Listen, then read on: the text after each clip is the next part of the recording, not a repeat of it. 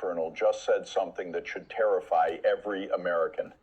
He says Trump could end up like JFK, shot dead for trying to stop a war he never wanted in the first place.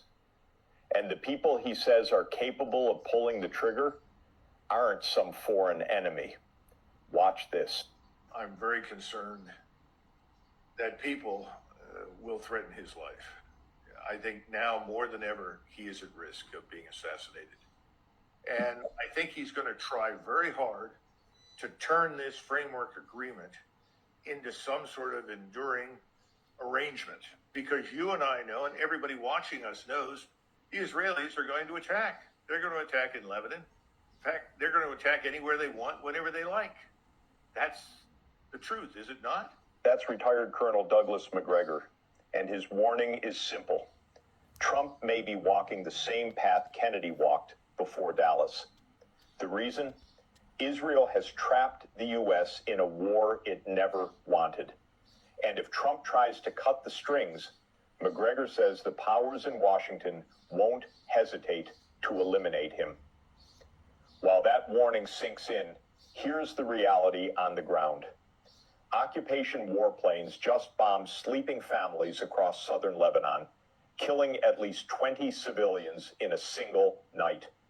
Since this conflict began, nearly 4,000 Lebanese have been killed, almost 12,000 wounded, and over 1 million displaced.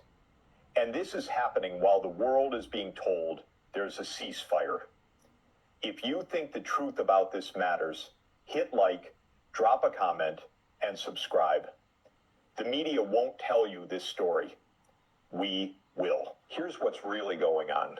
The U.S. and Iran signed a memorandum that explicitly includes Lebanon in its ceasefire.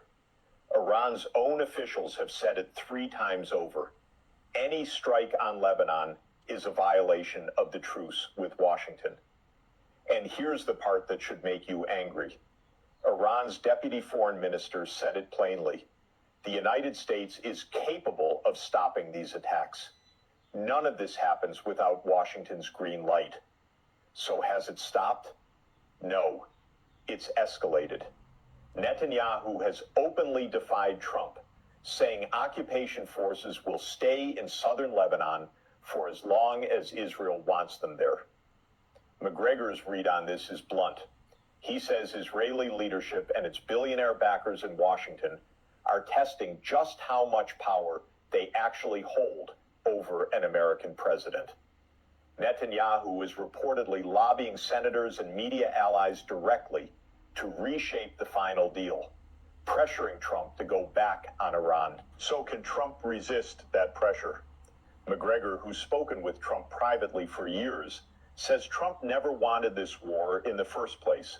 He wanted a deal, not a fight. But once the bombing started, Macgregor believes Trump got pulled in by Netanyahu and the people around him. People with enough money and influence that you have to worry not just what they can do for you, but what they can do against you. Eventually, Trump realized talking wasn't going to end it. There was no military solution, and using a nuclear weapon was never on the table. According to Macgregor, Trump was shown information about what's actually happening to civilians in Gaza and Lebanon, and that's what made him say, enough. Meanwhile, on the ground, the Lebanese resistance has been fighting back hard.